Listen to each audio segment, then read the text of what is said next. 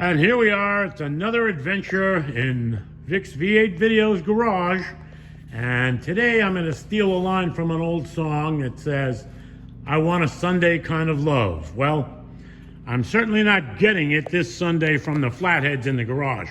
However, both the 39 Zephyr and the 40 Lincoln Zephyr Continental and even the 52 Ford 8-in are functioning as they should. However, my 39 Ford convertible sedan has been suffering from an electronics issue, and I've not been able to figure out what it is. However, I did pull the battery, and it's a 6-volt system. So I pulled the battery out, took it up and had it tested. It proved to be good, although very low on charge. So I brought it home, put it on charge overnight, and this morning I came out and reinstalled it in the car. Now, it is a 6-volt system, and Ford, at least through all the flathead V8 years and up through 1955, all their systems were 6-volt positive ground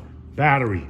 So you can see in here, I don't know if you can tell that, but that is in fact the positive stud on the battery, and here's the negative stud. So positive is ground, negative goes over to the solenoid and down to the starter motor. Now, what I've done is I've installed what I call my Spark-O-Matic tester, which is nothing more than a piece that you install between a spark plug and the spark plug wire. So when we turn the ignition on, which I'm about to do to demonstrate, you should see a spark going through that. Now let's see, here we go.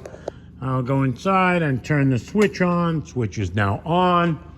Let's walk back over here. And I'm gonna hit the starter button on the bottom of the solenoid, which is an accessory situation, but it works good if you wanna work under the hood and you're by yourself. Now, when I hit the starter button, you'll hear the engine crank.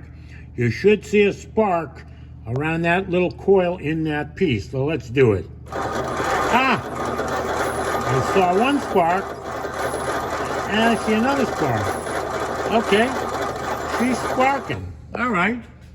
Well, that first spark was pretty good. The next two were not as good, but at least I see that they're working. So that eliminates another problem. I thought maybe the resistor on the distributor was the problem. Let me see if I can show you that. That's another fun system here in Ford Flathead land.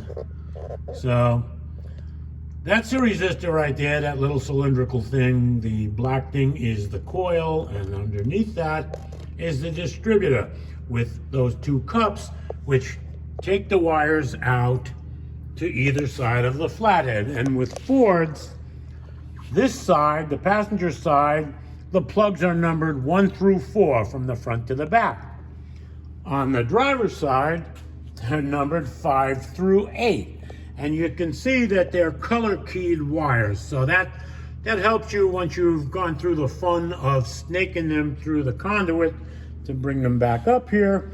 And then you can hook them into the inside plate, inside the outside cover, so that the rotor hits them in the proper sequence and the car actually runs. So now we've got another problem. We've got a little bit of a spark, so there's something else in the system. I don't know if I have to pull the distributor out, I'll do that, but I'll try to figure out what else I can do. But listen, if you have any suggestions, I would love to hear them. So please, if you haven't already, subscribe to the channel and leave a comment, if you would, with a suggestion as to what you think the problem might be and the solution for that particular problem. Until then, hope you have a great weekend, what's left of it, and I'm going to take one of the V12s out for a joyride.